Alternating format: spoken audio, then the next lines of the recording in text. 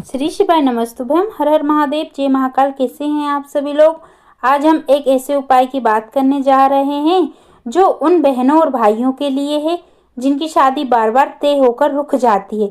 रिश्ता आता है पर बात आगे नहीं बढ़ती, कोई ना कोई बाधा बीच में आ जाती है। कभी कुंडली का कारण बताया जाता है, कभी घर की परिस्थिति, कभी अचानक मना हो जाता है और मन टूट जाता है। क्या आप जानते हैं कि कई बार रुकावट ग्रहों से नहीं बल्कि नजर दोष और नकारात्मक ऊर्जा से भी आती है।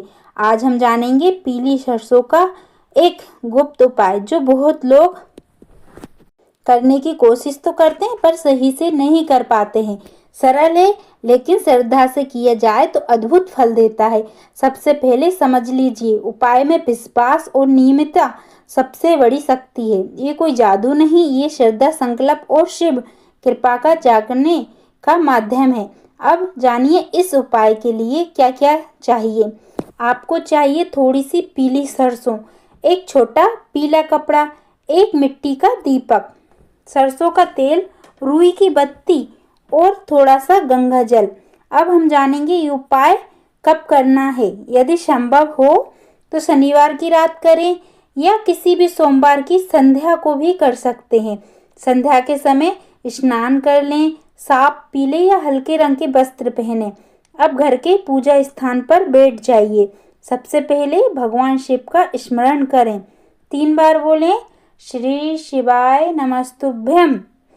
अब अपने हाथ में 11 दाने पीली सरसों के लें, न एक ज़्यादा न एक कम। बिल्कुल ध्यान से सुनिएगा, आपको 11 दाने ही लेना है। आंखें बंद कर लीजिए और मन में अपनी शादी की बाधा दूर होने का संकल्प लीजिए। साफ साफ शब्दों में बोलना है, हे महादेव, यदि मेरी शादी में कोई अदृश्य बाधा है, कोई नज़र दोष है, कोई रुकावट है तो वह दूर कर दीजिए आप। अब उन 11 दानों को, जो आपने पीली सरसों के 11 दाने लिए हैं ना, उनको हमने बताया था पीला कपड़ा लेना है आपको, उस पीले कपड़े में बांध दीजिए। एक छोटी सी पोटली बना लीजिए। अब दीपक में सरसों का तेल डालें। तेल डालने के बाद रुई की एक बत्ती रखें और दीपक को जला दीजिए। दीपक जलाते समय आपको बोलना है, हर हर महादेव। अब जो पोटली आपने बनाई है ना सरसों के दाने की और पीले कपड़े की, दीपक के पास रख दें और 108 बार ओम नमः शिवाय का जाप करना है। क्या आप जानते हैं, जब आप सरसों के दाने हाथ में लेकर संकल्प करते हैं तो वो आपकी ऊर्जा को अपने अंदर ग्रहण करती है और जब दीपक के सामने रखी जाती है तो नकारात्मक जलकर नष्ट होती है।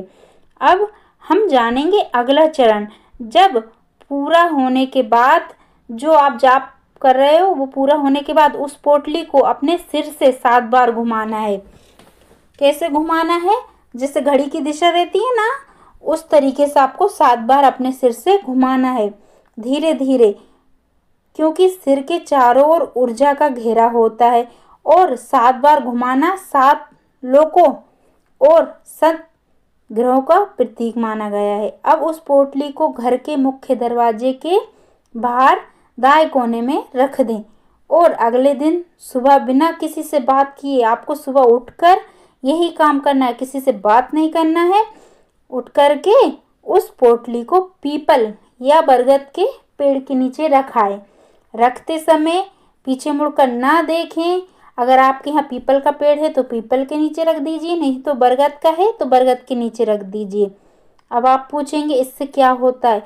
इससे जो भी अदृश्य रुकावट होती है वह धीरे धीरे हटने लगती है। रिश्तों में जो अटकाव है वो खुलने लगता है। कोई लोग ने अनुभव किया है कि 7 से 21 दिनों के भीतर कोई ना कोई सकारात्मक संकेत अवश्य मिलता है।